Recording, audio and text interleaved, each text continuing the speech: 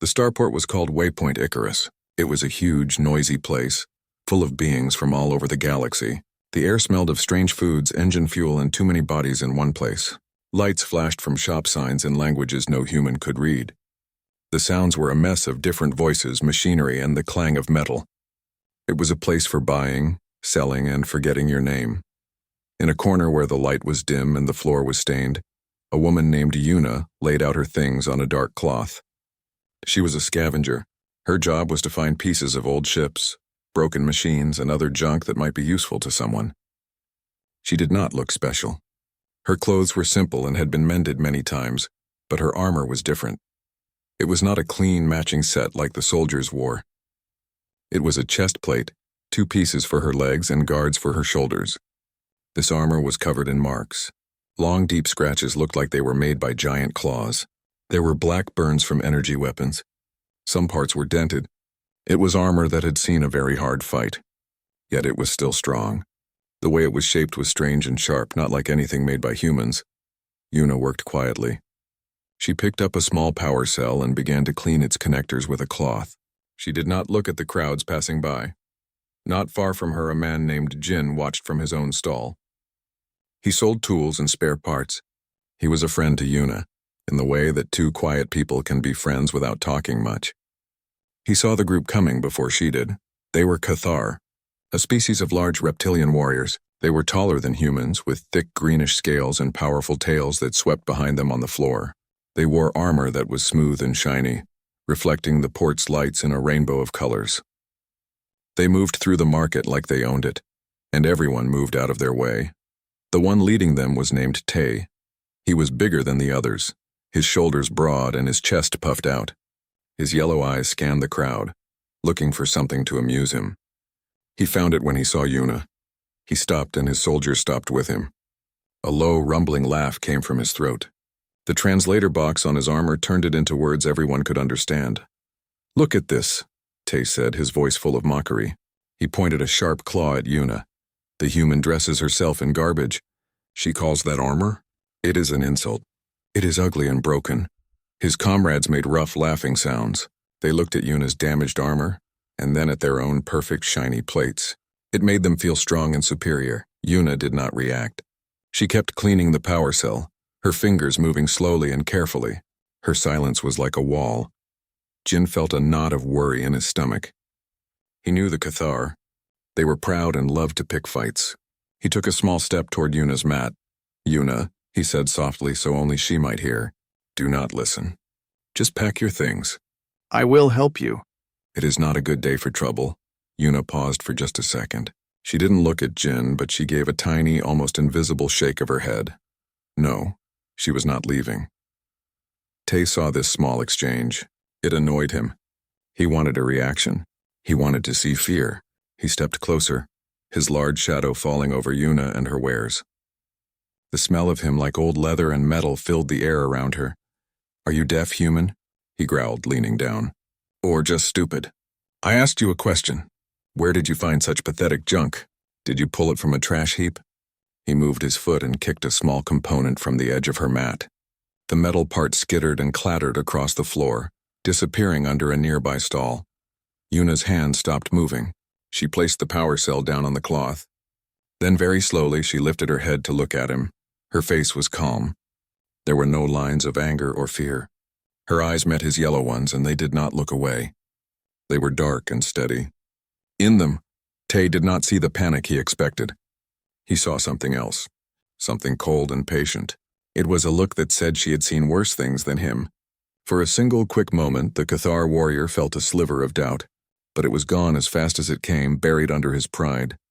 He straightened up, trying to seem bigger. He gestured at his own beautiful armor.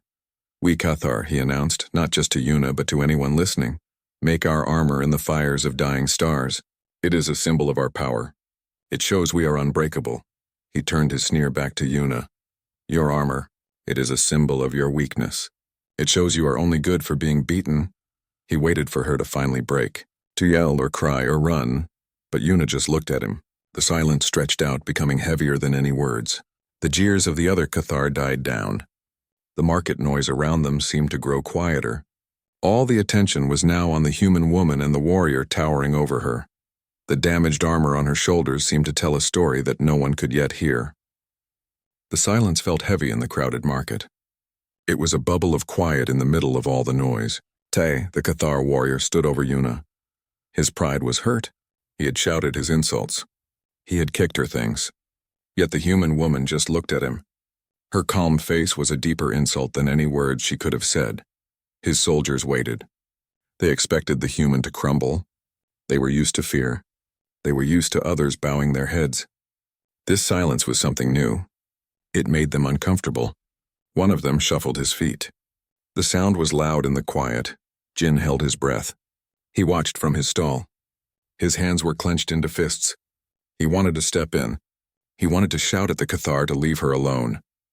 But he knew it would only make things worse. Tay was looking for a fight. Any reaction would be like throwing fuel on a fire. So Jin stayed still, his heart beating fast in his chest. Tay's yellow eyes narrowed. He needed to win this small war of wills. He needed to see her break. Nothing to say? He hissed, the translator making his voice sound flat and dangerous. Your spirit is as broken as your armor. You humans are all the same. You have no fire, no honor. You are just quiet mice.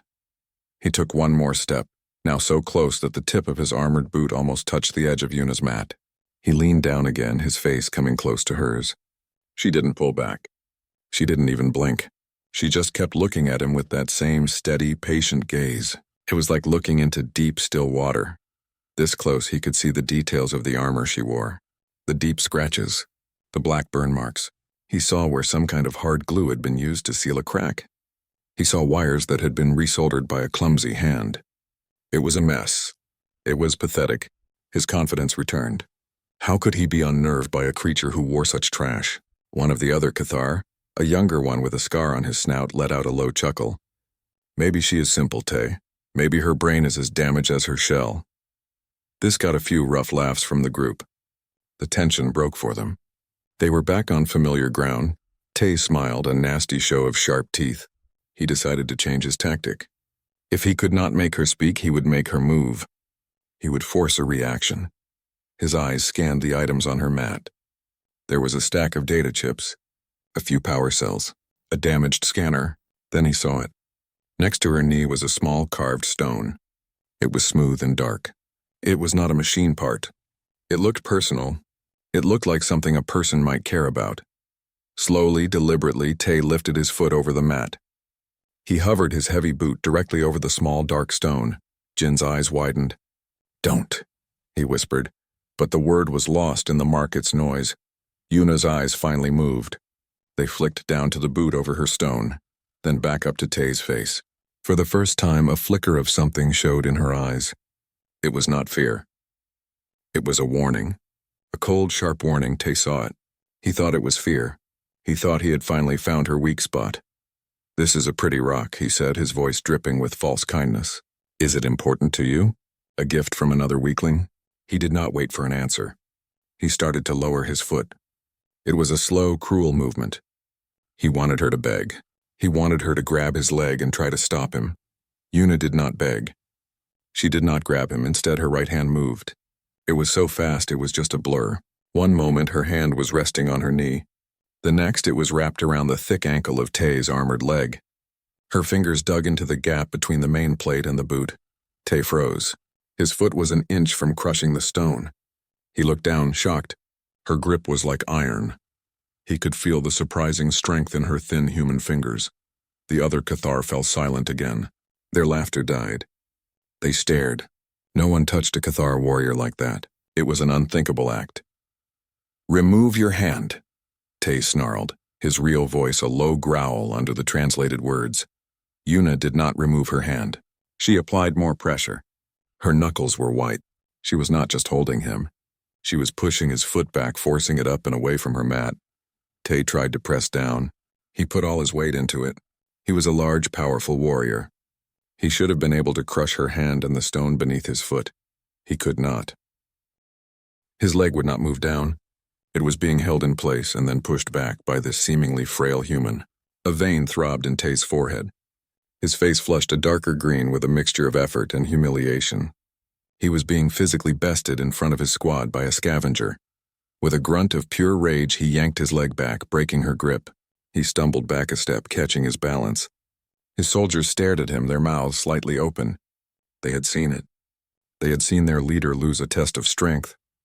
The quiet in their little circle was now absolute. The sounds of the market seemed very far away. Tay was breathing heavily. The shame was a hot fire in his chest. He had been made to look weak. There was only one thing that could fix this. He had to destroy her. He had to shatter the thing she clearly valued most. The ugly, broken armor that she dared to wear. His eyes, burning with hate, locked onto the largest piece of her armor. It was the pauldron on her left shoulder. It was a strange angular piece bigger than the right one. It was covered in the same deep scratches and scars as the rest of the set. For that insult, Tay spat, his voice trembling with anger. "I will take your worthless scrap as a trophy." He lunged. This time he was not playing games. He did not target her things or her personal stone. He went straight for her. His two large clawed hands shot out. They grabbed the edges of the strange left pauldron. He got a solid grip on the damaged metal. He braced his feet. With a powerful roar, he pulled and twisted, trying to rip the entire piece from its fastenings on her shoulder. Yuna was pulled forward by the force. She did not cry out. She set her feet and resisted. There was a terrible sound of straining metal. A sharp crack echoed through the air. The pauldron did not bend. The locking mechanism, old and damaged, gave way. The piece came free in Tai's hands. The force of it sent Yuna stumbling back a step. But she stayed on her feet. She stood straight, her face still a mask of calm. She just watched him. Tai held the piece of armor in his hands. A triumphant roar was building in his throat. He had done it. He had torn the symbol of her defiance from her body. He would show his men that his strength was supreme. He looked down at the piece of armor, ready to hold it high and crush it in his hands. The roar died before it ever left his mouth. His eyes focused on the pauldron. The outside was scarred and burnt, just like he had mocked, but he was now holding the inside. The inside was smooth. It was not weathered. It was a different color, a deep, polished gray, and there, right in the center, was a mark. It was a sigil, a symbol. It was made of sharp, interlocking lines carved with great skill into the metal. It was the personal heraldry of a Cathar commander. Tay knew this symbol. Every Cathar warrior in the sector knew this symbol. It belonged to Commander Kalen, the shield of the Xylos Drift, a legendary warrior, a hero, a leader who had never been defeated in battle. Commander Kalen, who had vanished a full solar cycle ago. His ship had been lost. No body was ever found. Tay's hands began to shake. The heavy piece of armor felt suddenly like it weighed 1,000 pounds. His mind, so full of rage a moment before, was now cold and empty with shock. He slowly lifted his head. His wide, horrified eyes moved from the pauldron in his hands to the rest of Yuna's armor. His gaze traveled over the scarred chest plate. Now that he looked at it, really looked at it, he saw its true shape. It was not just a chest plate. Its unique, curved design, the way it was shaped to deflect blows, the empty housing for a central gemstone in the center. It was the front plate of a commander's combat shield, Commander Kalen's shield, the most famous shield in the fleet, the symbol of an unbreakable defense. This human was not wearing random scrap. She was wearing their lost commander. She had not found this armor in a trash heap. She had taken it from its previous owner. The deep gouges were from Cathar war scythes. The black burns were from Cathar pulse rifles. The story of a great and terrible battle was written all over the metal she wore, and she had won. The other Cathar saw the change in their leader. They saw the terror on his face. They saw the sigil on the inside of the armor. One of them gasped. Another took a step back, his hand going to the weapon at his side. The jeering was gone. The arrogance was gone. All that was left was a dreadful, silent understanding. They had not been mocking a weakling in broken armor. They had been mocking a victor wearing the trophies of her hunt. The piece of armor felt like ice in Tay's hands. It was cold and heavy. He could not look away from the sigil. The familiar sharp lines of Commander Kalen's symbol seemed to burn his eyes. His mind was screaming. This was not possible. It could not be. The noisy market around them faded into a dull hum. All Tai could hear was the pounding of his own heart. He looked from the pauldron to the human woman. Yuna stood perfectly still. She was not breathing hard. She showed no anger at having her armor torn off. She just watched him. Her dark eyes were calm. They saw his shock. They saw his fear. And they understood it completely. One of the other Cathar, the young one with the scar, took a hesitant step forward. "Tay," he whispered, his voice tight with confusion. "What is it? What is wrong?" Tay could not answer. His throat was closed. He could only hold out the pauldron, his hands trembling. He turned it so the other soldier could see the inside. He could see the smooth, unweathered metal and the symbol carved there. The young soldier's eyes widened. He sucked in a sharp breath. He took a quick step back as if the piece of armor was a poisonous snake. "The shield," he breathed out, the name full of reverence and horror. The other two soldiers heard him. They crowded closer. They saw the sigil. Their proud stances collapsed. Their tails, which had been held high, now drooped and brushed the floor. One of them made a low, moaning sound in his throat. It was a sound of grief. All their mocking words came back to them. They had laughed at this armor. They had called it garbage. They had said it was a symbol of weakness. But now they knew the truth. This armor was a symbol of a terrible defeat, their commander's defeat, and this human was the one who had defeated him. Their eyes moved from the pauldron to Yuna's chest plate. Now they saw it for what it was. The shape was unmistakable. It was the main body of a Cathar commander's combat shield. It was a sacred object. It was meant to be unbreakable. Yet here it was, scarred and damaged, reforged into the armor of their enemy. The deep gouges told a story. They were made by Cathar weapons. The black burns were from their own rifles. This was not armor that had been found. This was armor that had been taken in a fight. A hard fight. A fight that their legendary commander had lost. Jin watched all of this from his stall. He saw the change come over the Cathar soldiers. He saw their arrogance turn to fear. He saw their pride turn to shame. He did not understand the symbol on the armor, but he understood the reaction. He finally realized why Yuna was always so calm, why she never worried about insults. Her armor was not just for protection. It was a message. And the people who needed to understand that message were now understanding it. Tay finally found his voice. It was a dry, cracked whisper. "Where?" he began. He had to stop and swallow. "Where did you get this?" Yuna did not answer. She simply looked at him. Her silence was more powerful than any story she could have told. It let their own imaginations run wild. What had happened to Commander Kalen? How had this human, this single quiet human, done what entire armies could not? Tay's mind filled with terrible images. A burning ship. A final desperate stand. The famous shield. The pride of their fleet being struck again and again until it broke. And this human standing over the broken body of their hero, taking his armor as her prize. He felt sick. He had torn this piece from her. He had treated a relic of their greatest warrior like it was trash. His actions were a sacrilege. He had disrespected the memory of his own commander. The shame was so heavy he felt like he might fall to his knees. The young soldier with the scar spoke again, his voice shaking.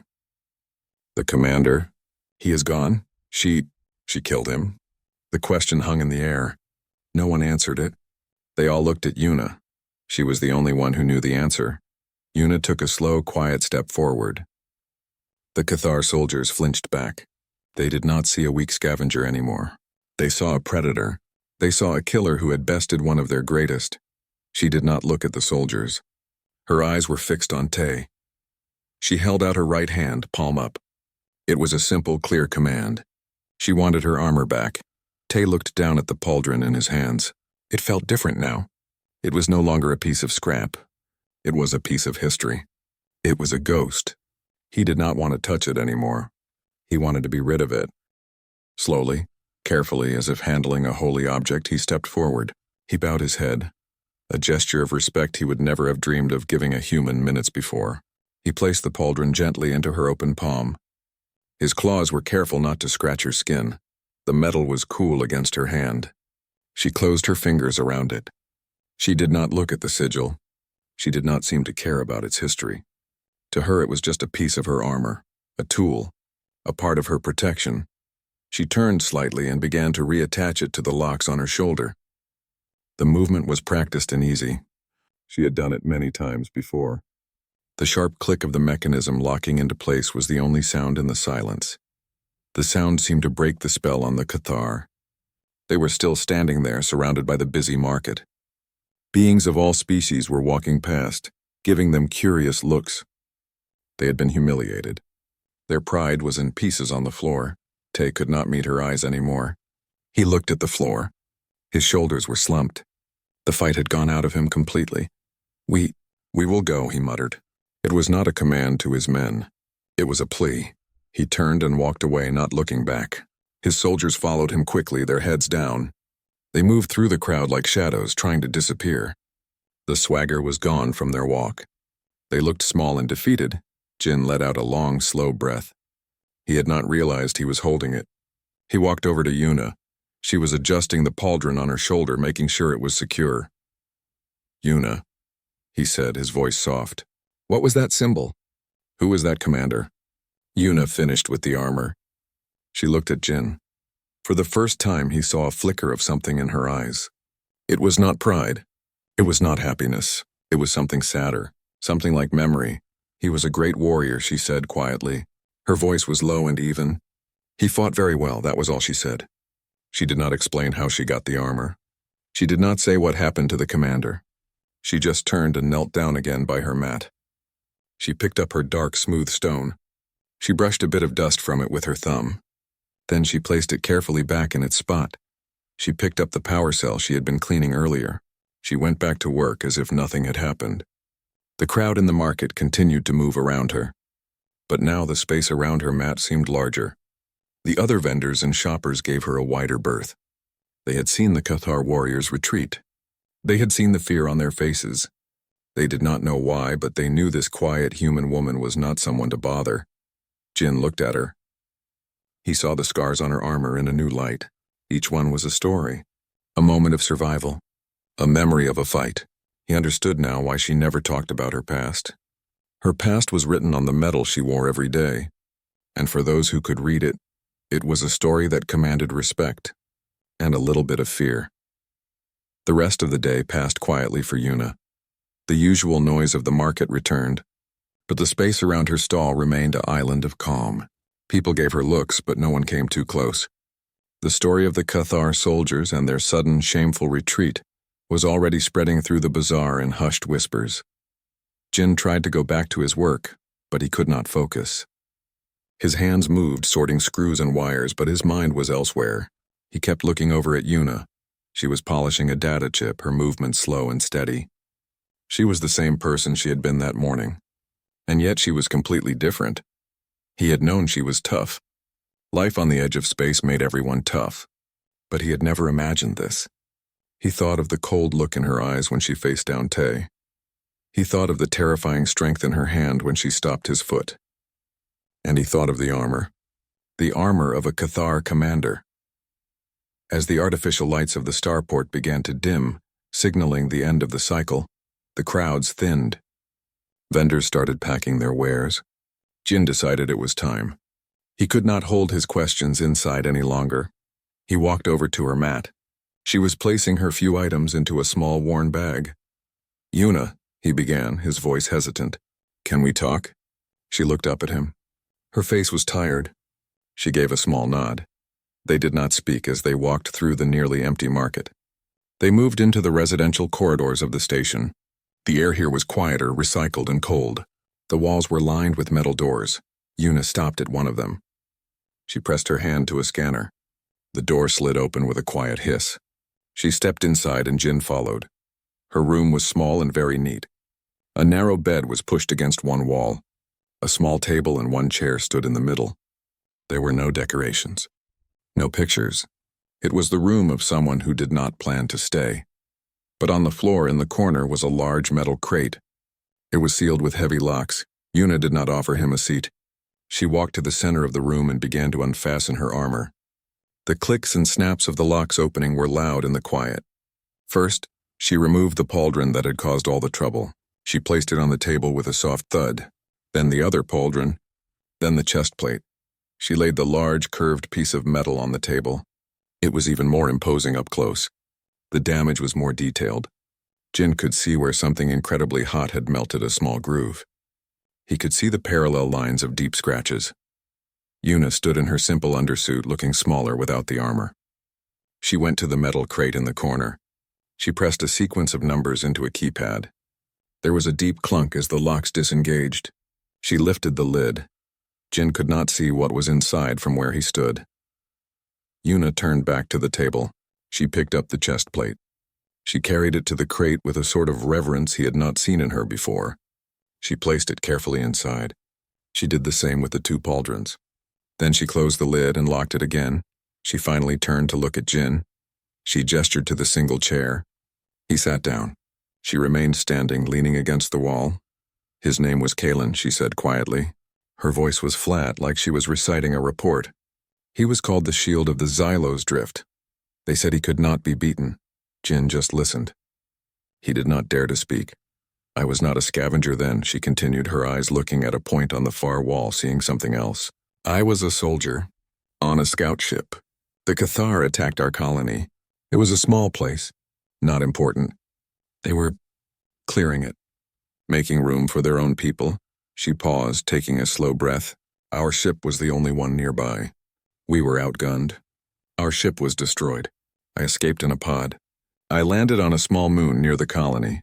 It was a barren rock, no water, no food. Jin watched her face. It was still calm, but her eyes were distant, lost in the memory. Kalen's ship landed a day later. He came down with a small team. They were looking for survivors, to finish the job. She looked down at her hands. I hid, I watched them. They were efficient. They found the other 2 pods. There was no fighting. It was quick. She was silent for a long moment. The only sound was the hum of the station's life support. I knew I was next. I had a rifle, a knife, not much else. He was in that famous armor, carrying that big shield. He looked like a giant, a god of war. A faint, grim smile touched her lips. But even gods can make mistakes. He was arrogant. He split from his team. He thought one human survivor was nothing. He tracked me into a canyon, a place of tall rock walls and deep shadows. Her voice became softer, more focused. I could not beat him in a fight. My bullets bounced off his shield, his armor, so I did not fight him. I fought the canyon. Jin leaned forward, captivated. I started rock slides. I led him over weak ground. I used his size against him. His heavy armor became a burden. He was slow to turn. I was fast. I was desperate. She closed her eyes. I made the ceiling of a cave fall on him. It was not enough to kill him, but it pinned him, pinned his shield arm. He was trapped. She opened her eyes and looked straight at Jin. He was still dangerous. He fired his weapon blindly. I had to get close. It was the hardest thing I have ever done, crawling through the dust and rocks, not knowing if the next shot would find me. She gestured towards the locked crate. I had to get through his armor. My knife could not do it, so I used his own weapon. He had a war scythe on his back. I took it. It was so heavy I could barely lift it. Her voice was almost a whisper now. I put the point against the neck of his armor. He looked at me. He was not afraid. He was surprised and angry. I pushed. It was hard. Then it was done. The room was silent. Jin could hardly breathe. The story was so simple and so brutal. I took his shield and his armor, she said, not as a trophy. I needed it. My pod was broken. I used parts of his ship, parts of his armor to fix it. It was the only way to get off that rock. The only way to survive. She pushed herself away from the wall. The chest plate was the strongest piece. I reforged it. The pauldrons protected my shoulders. The rest, I sold for food for passage. This is all that is left. She looked at the crate. It is not a trophy. It is a reminder. A reminder of what I did to live. A reminder that no one is unbreakable. Jin finally found his voice. And the Cathar? They never knew? She shook her head. They knew he was lost. They never knew how, or to whom. She looked at Jin, her gaze intense, and they still do not. Not really. They know I have his armor. They do not know the story. And I wanted to stay that way. Jin understood. The mystery was her protection. The unknown was more frightening than the truth. Yuna walked to the door. You should go, Jin. He stood up. He had one more question. The stone on your mat? What is it? For the first time, a real emotion showed on her face, a deep, profound sadness. It is from that moon. From the canyon. She did not say anything else. Jin nodded. He understood now. The stone was not a treasure. It was a grave marker. He left her room. The door hissed shut behind him. He stood in the cold, quiet corridor thinking about the woman inside. She was not a hero. She was not a monster. She was a survivor. And her armor was not a symbol of victory. It was a suit of memories, each scar a chapter in a story she never wanted to tell again. The news moved through the Cathar fleet like a shockwave. It did not come through official channels. It was a whisper, passed from soldier to soldier in quiet, horrified tones. Commander Kalen's armor had been seen. It was being worn by a human, a scavenger on a backwater starport. Tay and his patrol were summoned to the fleet commander's office aboard the battleship Vorlash. The walk through the gleaming, orderly halls felt like a walk to their own execution. They had failed in their duty. They had disgraced the memory of a hero. The fleet commander, an old Cathar named Vorlag with a missing horn, did not yell. His silence was worse. He listened as Tay stammered out the story. The market, the human woman, the mocking, the pauldron, the sigil, the chest plate that was a shield. When Tay finished, the room was silent for a long time. Vorlag stared at a holographic portrait of Commander Kalen on the wall. "You are sure?" Vorlag finally asked, his voice a low rumble. "Yes, Commander," Tay said, his head bowed. It was the shield's sigil, without doubt. Vorlag stood up and walked to the viewport, looking out at the stars. And this human. She did not boast? She did not tell you how she came by it? "No, Commander." She said nothing. She was calm. "That is what frightens me," Vorlag said quietly. "A boastful enemy is a known thing. They seek glory. They can be predicted. A silent enemy. Their reasons are their own." He turned back to them. "You will return to Waypoint Icarus. You will not approach her. You will not speak to her. You will watch. You will learn. I want to know who this human is. I want to know why she wears our shame for all the galaxy to see. Is it a challenge? A message? Or something else? You will find out. This is your only chance to restore your honor. Do not fail me again." Tay and his squad bowed low. "Yes, Commander." Back on Waypoint Icarus, things were different for Yuna. The other vendors, who had always seen her as just another struggling scavenger, now looked at her with a new respect and a little fear. They had seen the Cathar back down. They did not know why, but they knew it was because of her. Business was better. People did not try to haggle as much. They paid her price and moved on quickly. The space around her mat remained clear. Jin acted as a lookout. He watched for the Cathar. He knew they would be back. They had to be back. A few days later, he saw them. They were at the far end of the bazaar, standing in the shadow of a large support pillar. They were not in their full armor. They wore simple tunics, trying to blend in, but their size and their reptilian faces made it impossible. They were watching Yuna. Jin moved over to her mat and knelt down, pretending to look at a power converter. "They are here," he said softly. "By the central pillar, watching." Yuna did not look up. She gave a small nod. "I know. What will you do?" Jin asked. "Nothing," she said. "I will do nothing." And so she did. She went about her day as if they were not there. She polished her items. She spoke with a few customers. She ate a small meal from a container. She was completely normal. For Tay and his soldiers, it was torture. They watched her every move. They saw the calm way she held herself. They saw the way other beings gave her a wide berth. They saw the damaged armor she wore, and now every scar on it seemed to tell a part of a story they were desperate to know. They saw her help an old Tredoran whose cart had broken, lifting a heavy engine part without effort. They saw her share her water with a thirsty child from a refugee ship. They saw the quiet, simple way she lived. This was not the boasting, glory-seeking warrior they expected. This was not someone who wore their commander's armor to mock them. She wore it because it was good armor. It served a purpose. It was on the third day of watching that Tai saw something that changed everything. A group of rough-looking humans, station thugs, decided that the quiet scavenger woman looked like an easy target. They moved in around her mat, blocking the light. "Hey there," one of them said, a large man with a scarred face. "This is a good spot. We think you should pay a fee for using it." Yuna looked up at them. She said nothing. The man leaned down, putting his hands on his knees. "You deaf?" I said, "It's fee time. Give us your credits. And maybe that nice armor, too." He reached out a hand to grab the pauldron on her shoulder. It was the same move Tay had made. Tay, watching from the shadows, felt a strange impulse. A urge to step in, to stop it. It was not to protect her. It was to protect the armor. The memory of his commander, the thought of these low-life scum touching that sacred metal filled him with a fresh wave of shame and anger. But he did not have to move. Yuna's hand shot up and caught the thug's wrist. Her grip was like a vice. The man's eyes widened in surprise and pain. "I would not," Yuna said, her voice low and clear. The other thugs moved closer, their hands going to hidden weapons. Yuna stood up in one smooth motion. She did not let go of the man's wrist. She looked at the other thugs.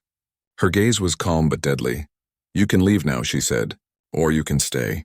It is your choice." The leader was struggling, trying to break her grip. He could not. His face was turning red. He nodded frantically at his friends. "Back off! Back off!" Yuna released his wrist. He stumbled back, clutching his hand. "Get out of here," she said. The thugs did not need to be told twice. They turned and disappeared into the crowd. Yuna sat back down.